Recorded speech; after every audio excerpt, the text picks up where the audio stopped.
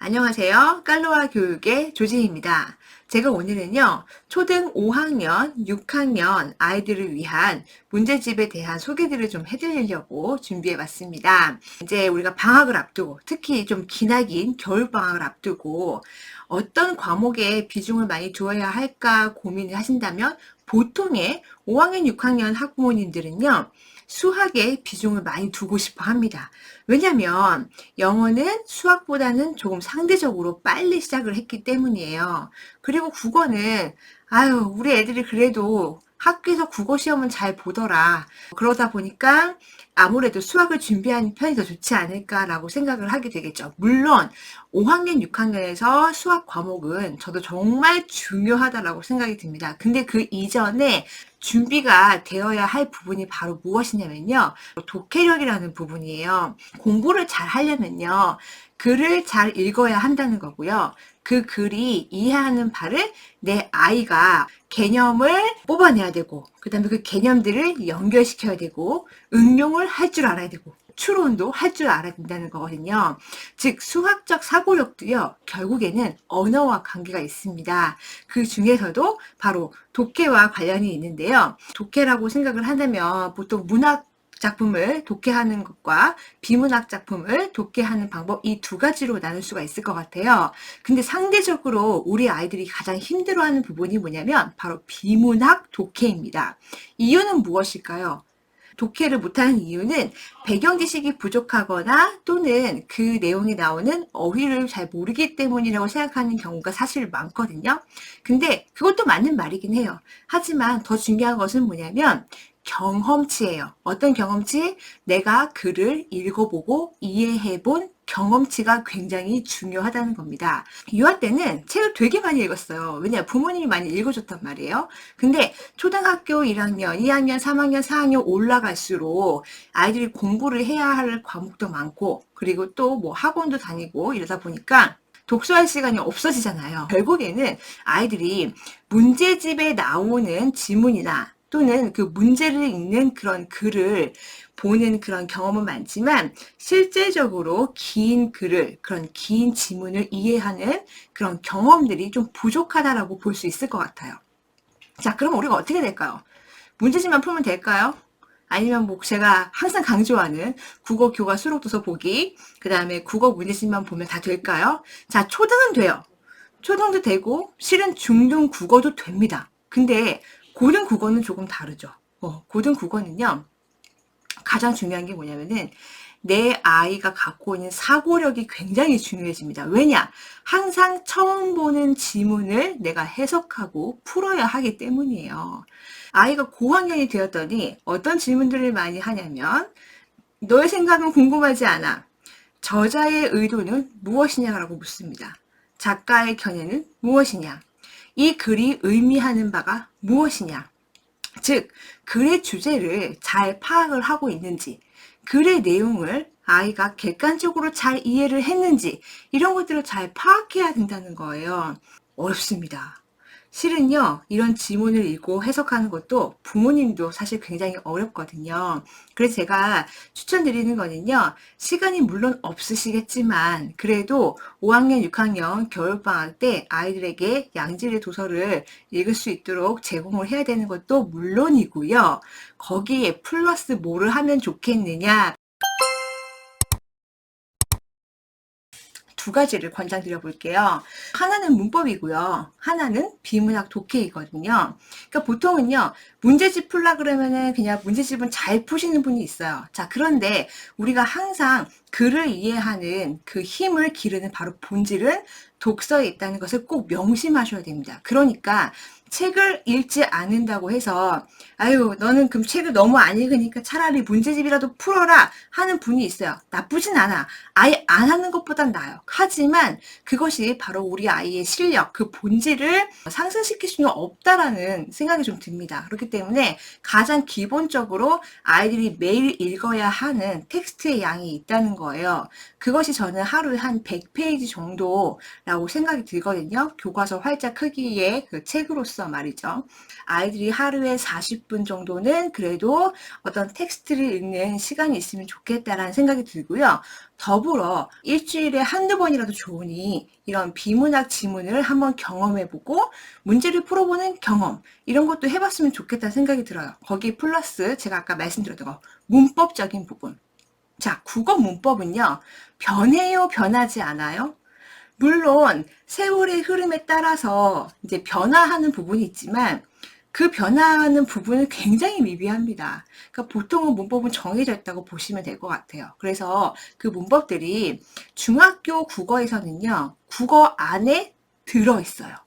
우리가 잘은 모르겠지만, 그러니까 겉으로는 이게 문법 과목이야가 아니라 국어 교과 안에 자연스럽게 녹아들어 있고요. 그리고 이것이 또 자연스럽게 고등국어로 연결이 됩니다. 근데 아이들이 문법 문제가 나오면요, 생각보다 너무 어려워한다는 게 가장 큰 문제예요. 그래서 우리가 영어 문법을 따로 하듯이 국어 문법도 따로 공부를 해야 할 시간이 저는 필요하다는 생각이 들어요. 근데 이 국어 문법을 아주 정말 심도 있게 열심히 계속 꾸준히 이렇게 하는 게 아니라요. 이것도 5학년, 6학년 때 가볍게 한번 경험을 해보면요. 중등 때 그렇게 힘들이지 않고 공부를 할 수 있다는 게 가장 큰 특징인 것 같습니다. 자, 그 문법 교재 먼저 한번 얘기를 해드려 볼게요. 제가 좋아하는 시리즈인데요. 바로 기적의 국어 문법 시리즈입니다. 제가 이 기적 시리즈는요, 뭐 다른 교재도 마찬가지예요. 너무 쉽고 재미있고 가장 기본을 아이들이 잘 습득할 수 있도록 정리를 해 두었다는 거거든요. 여기 보시면 이건 지금 3권인데요. 3권의 말소리. 그래서 권장 나이가 초등 6학년 중3이에요. 근데 중3이 이거 보기엔 조금 약간 쉬울 수도 있고요. 그 다음에 그럴 시간이 부족할 수도 있습니다. 그렇기 때문에 보통은 제가 초등학교 5학년, 6학년 정도를 권장드려요. 책을 잘 읽는 친구들은 초등학교 5학년부터도 충분히 할 수 있다라는 생각이 듭니다. 그렇게 어렵지 않습니다. 어렵지 않고요. 생각보다 이 안에요. 한번 구성을 볼게요. 보이시죠? 굉장히 재미있게 되어 있어요. 그래서 여기 나와 있는 것들을 우리 아이들이 개념을 한번 읽어보고 이해한다라고 보실 수가 있을 것 같아요. 꼭 여기에 있는 나오는 그런 개념들을 아이가 막 외워서 줄줄줄 말할 필요는 없어요. 근데 하지만 자음 하면은 아이가 자음에 대해서 난 자음이 뭔지 알고 그 의미를 설명할 수 있으면 되는 정도라고 볼 수 있습니다. 초등 5학년, 6학년 때는 이런 기적의 국어 문법과 같은 좀 가벼운 교재로 한번 훑어주고 넘어가도 좋겠다는 생각이 들어요. 이런 책들은요, 학기 중에는 하기가 조금 어려워요. 그렇기 때문에 방학을 이용해서 좀 계획적으로 우리 아이들이 책을 읽고 난 다음에 한번 이런 활동도 같이 해본다든지 이렇게 아이와 함께 해보시면 전 좋겠다라는 생각이 듭니다. 그 다음에 이제 저는 국어 문법을 했는데 좀 아쉽습니다. 조금 더 난이도가 있는 교재를 하고 싶습니다. 라고 생각이 들면요. 아마 6학년 겨울방학 정도가 될 것 같아요. 그래서 그때가 전 적기라고 생각이 들고요. 바로 순마 주니어 시리즈에 나오는 바로 중학국어 문법 연습이라는 책입니다. 자칫 아이들이 보면 좀 어려워 보일 수도 있어요. 그리고 이 안에는 문제가 좀 많은 편이긴 해요. 아이들이 내가 알고 있는 개념을 문제를 풀어보면서 내가 이 개념을 정확하게 알고 있는지 체크가 가능하다는 것입니다. 제가 보기에는 이 책이 좀 정리가 굉장히 깔끔하게 돼서 정말 보세요. 어때요? 정리가 정말 깔끔하게 되어 있죠. 그러다 보니까 아이들이 내가 공부를 하다가 예를 들어서 나는 품사를 잘 모르겠어. 그리고 여기 나 수사가 뭐였었더라? 체연이 뭐였었더라? 갑자기 생각이 안 날 때 이렇게 찾아보기에도 너무 좋은 책이다 라는 생각이 듭니다. 그래서 보통은 이렇게 기본 한 권 정도면요. 저는 중1 때 국어에서 전혀 문제가 없다. 그리고 또 그 다음 방학에는 이제 뭐 심화 문제집을 풀어도 좋겠다라는 생각이 듭니다. 이런 교재를 가지고요. 어렵고 힘들다고 해서 너무 스트레스 받을 필요는 없어요. 그냥 가볍게 한번 경험을 해본다 라고 생각하시면 좋을 것 같다는 생각이 들어요. 대신에 아이들에게 이런 건 알려주시면 좋습니다. 뭐냐면 이 개념은 변하지 않아. 수학과 똑같아.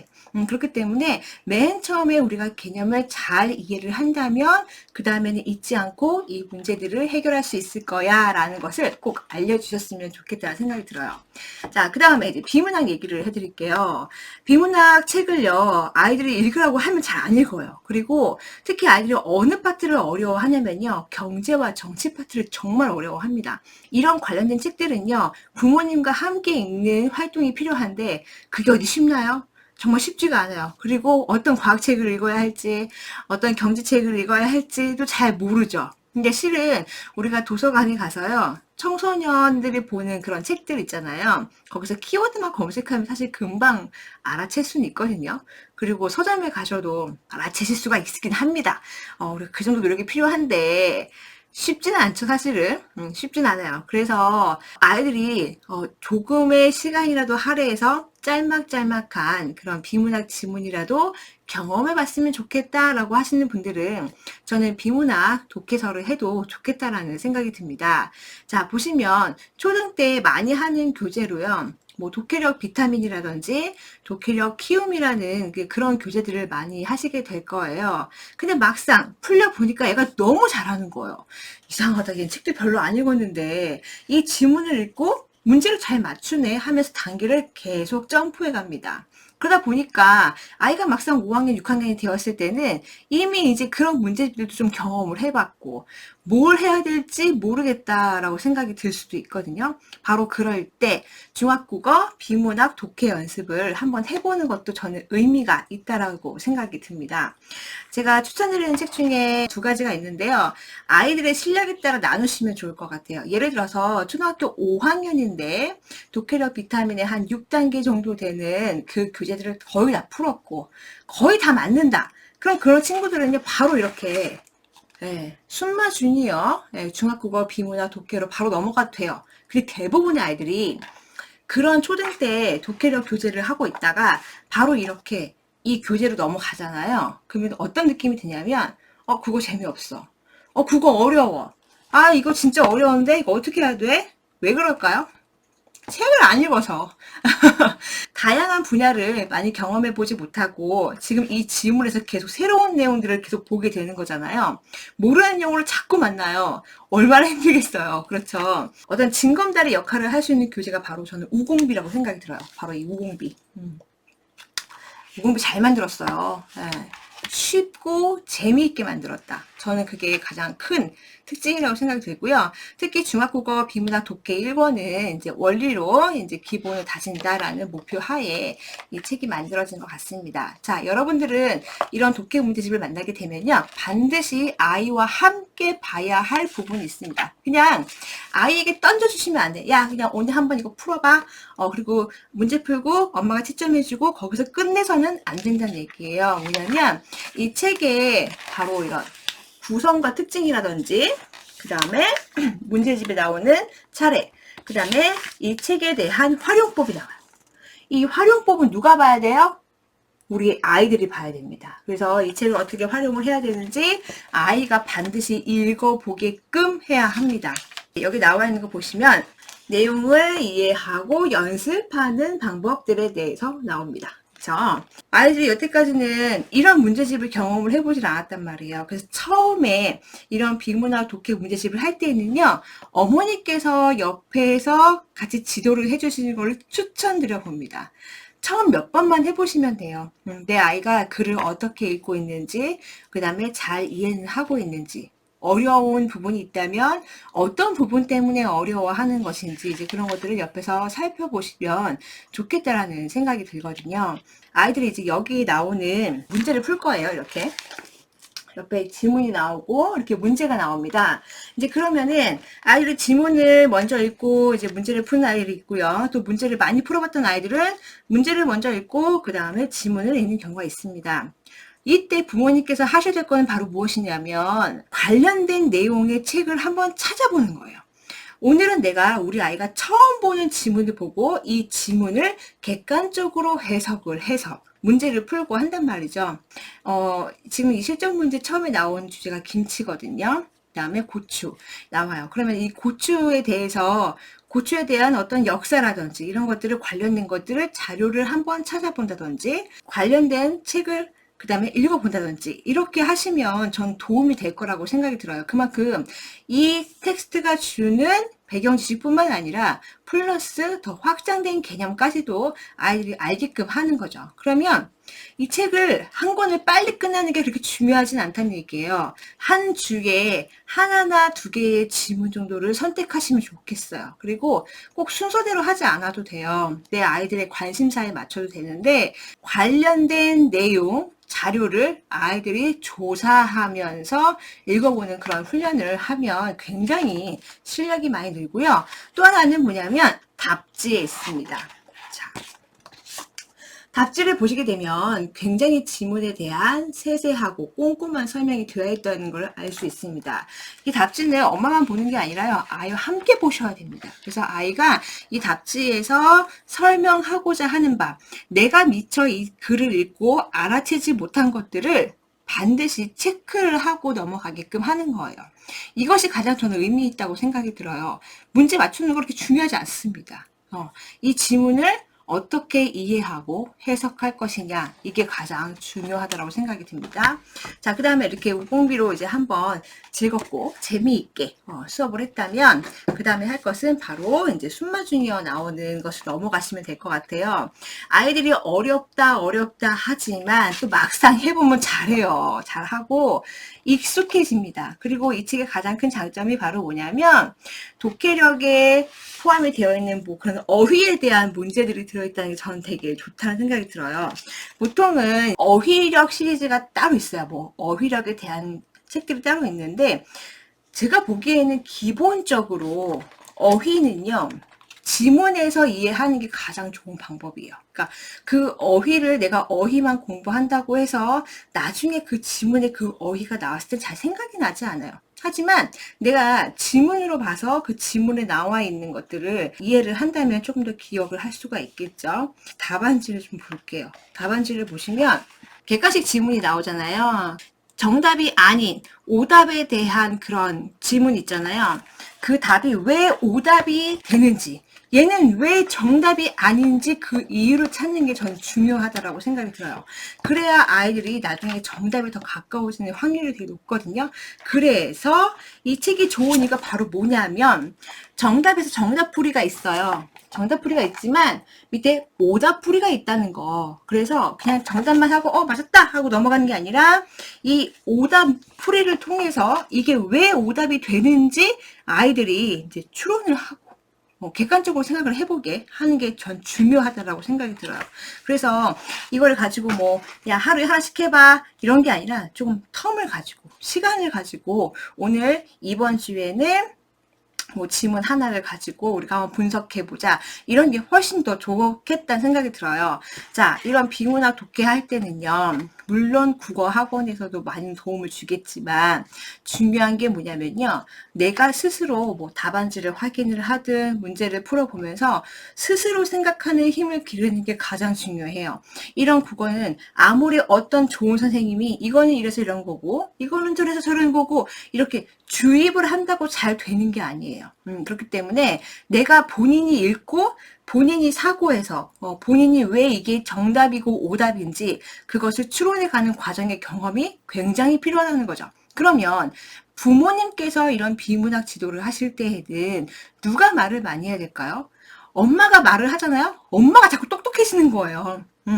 그게 아니라 내 아이가 더 말을 많이 하게끔 하셔야 돼요. 왜 이게 답이 이렇게 나오는 그 근거에 대해서. 그리고 이런 문단, 그 다음에 이런 구조적인 것들, 이런 것들에 대해서 아이가 스스로 파악하도록 우리는 옆에서 지켜봐주는 정도만 하셔도 충분하다라는 생각이 듭니다.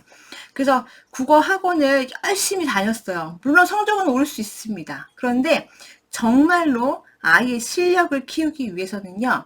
나 혼자 그 다음에 이 글을 읽고 해석하고 생각하는 힘을 기르는 그 시간이 반드시 필요하다는 걸 여러분께서 꼭 알고 계시면 좋을 것 같습니다. 그래서 5학년, 6학년 때 이런 질문들을 좀 경험을 하게 해주세요. 저희 아이는 하라고 해도 잘 안 해요. 그리고 무엇보다 엄마가 이제 영어 수학에 너무 시간을 많이 할애를 하다 보니까 이런 문제집들이나 또는 이런 비문학 관련된 책들은 조금 멀리하는 경향이 있어요라고 하긴 하는데요. 그럴 때에는 뭐 오전 시간을 활용하다든지 아니면 자투리 시간을 활용해도 좋으니까 하루에 해야 될 루틴한 그 일과에다가 이런 것들을 하나 연결시켜 버리는 거야. 그러니까 학습지 하듯이. 만약에 학습지를 하는 친구라면은 학습지 할 때 이런 문제집 하나 껴주시면 좋겠죠. 매주 수요일은 우리 비문학 독해 하는 날 이렇게 정하시는 게 좋지 않을까라는 생각이 듭니다. 그래서 이번 방학 때 꼭 한 권을 다 하지 않아도 좋아요. 그게 아니라 일주일에 한두 지문이라도 한 번씩 꼭 경험해 보는 거 꼭 해보셨으면 좋겠다라는 생각이 듭니다. 그게 반드시 제가 보기에는 중학 국어를 잘할 수 있는 어떤 밑바탕이 될 거라고 생각이 되거든요. 여러분 꼭 해보시길 바랄게요. 감사합니다.